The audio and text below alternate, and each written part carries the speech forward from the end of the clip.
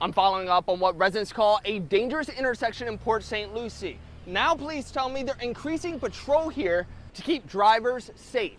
It's been more than a week. There aren't really any changes Since I first spoke to Brian Packard, who told me he is concerned about the visibility and traffic issues at the intersection of Glades Cutoff Road.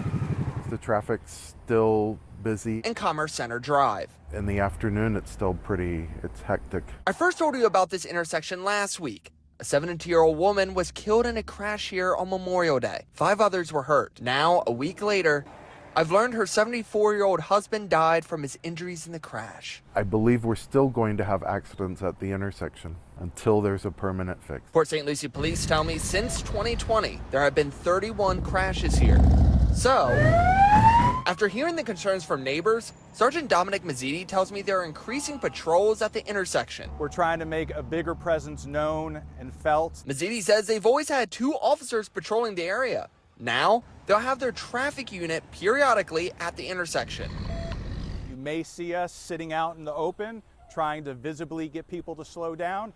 You may not see us until it's a little too late and you realize that one of us are behind you with the red and blues on. For Brian Packard, that's a step in the right direction. But he says it's just a Band-Aid. We need a splint. We need something a little more permanent than a Band-Aid. Last week, the city of Port St. Lucie told me the developer of the Wilder community nearby is required to install one by the end of 2025. The city says that the light is in the review process with the county. Brian hopes it can come sooner. Hopefully we get to a permanent light quicker. Tyler Hatfield, WPTV News.